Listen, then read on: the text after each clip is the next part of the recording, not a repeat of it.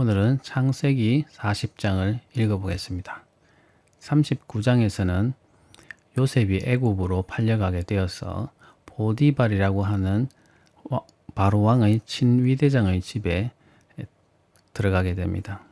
그곳에서 요셉은 신임을 얻어서 그 가정의 모든 것을 관장하게 되는 위치에까지 이르게 됩니다. 그러나 10년이나 세월 동안 그가 열심히 섬겼음에도 불구하고 그 보디발의 아내가 요셉을 유혹하는 그런 상황에서 억울한 누명을 쓰고 그는 다시 옥에 갇히게 됩니다. 왜 이런 일이 요셉에게 일어나야 되는지 요셉은 당혹스러워 했을 것 같습니다. 그러나 요셉은 그 옥에서도 모든 업무를 맡게 될 만큼 그 옥의 모든 업무를 맡게 될 만큼 또 신임을 얻게 되고 그곳에서 하나님의 뜻을 점차로 발견하게 됩니다. 자, 40장을 한번 읽어보겠습니다. 그 후에 애굽 왕의 술 맡은 자와 떡 굽는 자가 그들의 주인 애굽 왕에게 범죄한지라. 요셉이 옥에 갇히게 되고 그곳에서 물론 옥에 갇혀서 그 일을 관장하게 되는 그런 위치에 이르렀습니다. 그런데 마침 그러고 있을 때 애굽 왕의 술 맡은 자와 떡 굽는 자가 왕에게 어떤 죄를 지었는지 모르겠지만은 요셉이 있는 그 옥에 들어오게 됩니다. 친위대장의 집에 있는 옥에 갇히게 됩니다. 그 사람들은 술 맡은 자와 떡 굽는 자였는데 이 고대 사회에서는 왕의 음식을 관장하는 사람들은 굉장히 왕과 밀접한 관계가 있는 신임이 두터운 사람이어야 했습니다. 왜냐하면 왕이 여러 가지 이유로 반역에 희생되는 그런 예가 많았는데 특히 먹는 것 때문에 죽게 되는 그런 예가 있었다고 합니다.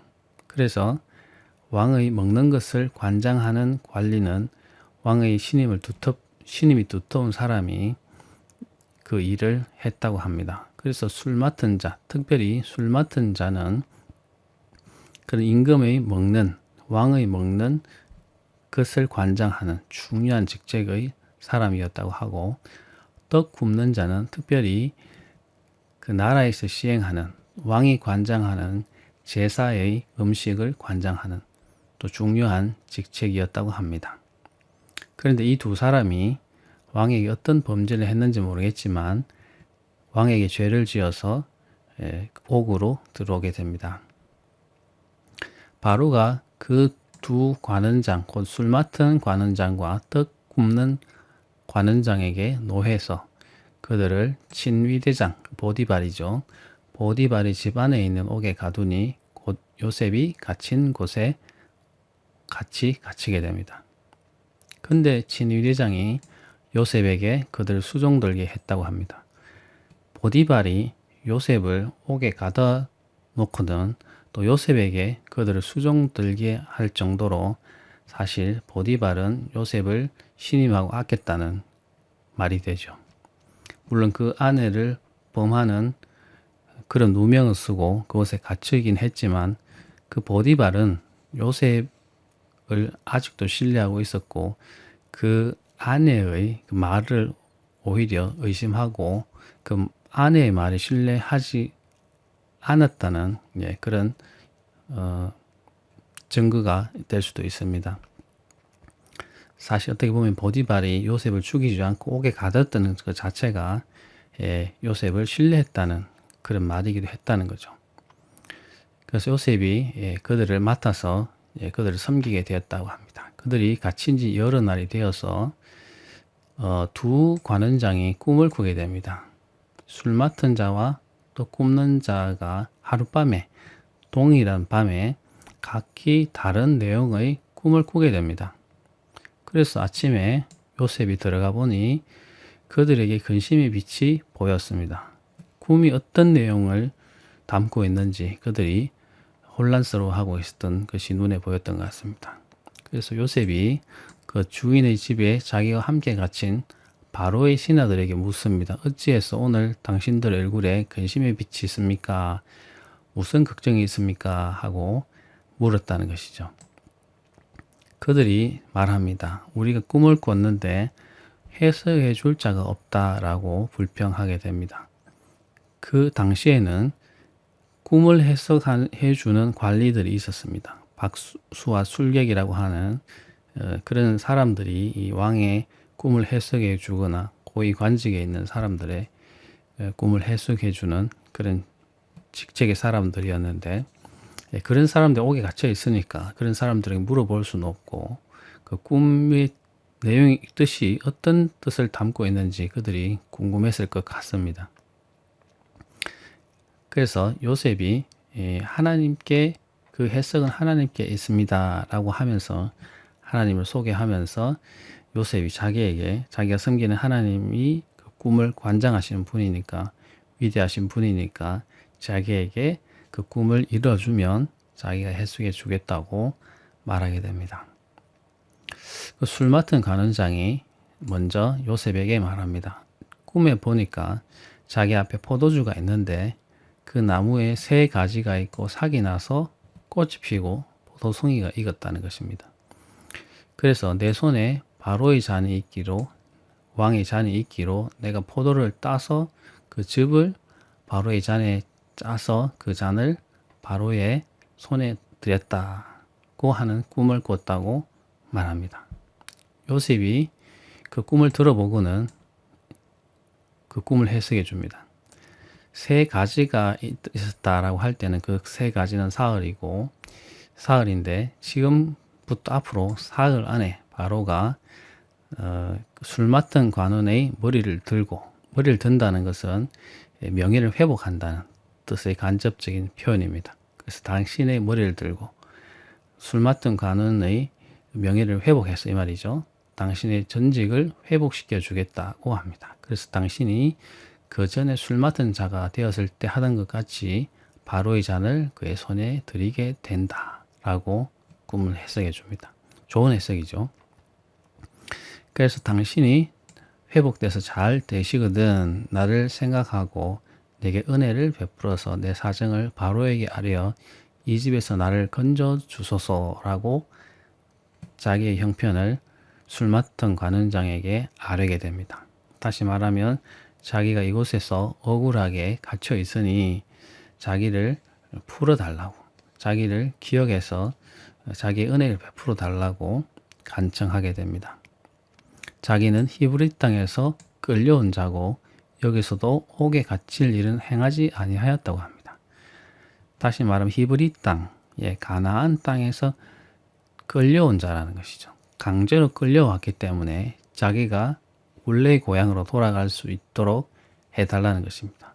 지금 자기가 옥에 있지만 갇힐 일은 자기가 하지 않았다는 것이죠. 억울한 일을 당하여서 자기가 옥에 갇혀 있기 때문에 자기를 기억해서 은혜를 베풀어서 자기 고향에 돌아갈 수 있도록 해달라고 부탁을 하는 것입니다. 자, 술 맡은 관원장이 회복될 것에 대해서 요셉은 꿈을 해석해 줍니다.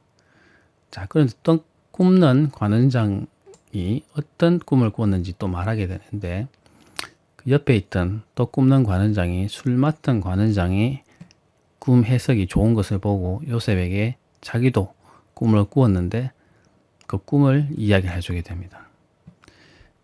흰 떡이 담긴 새 광주리가 있었는데 자기의 머리에 이고 있었다는 것이죠. 맨 위 광주리에 바로를 위해서 만든 각종 구운 음식이 있는데 새들이 자기 머리에 있는 광주리에서 그것을 쪼아 먹는 광경을 보게 됩니다. 자, 요셉이 대답하게 됩니다.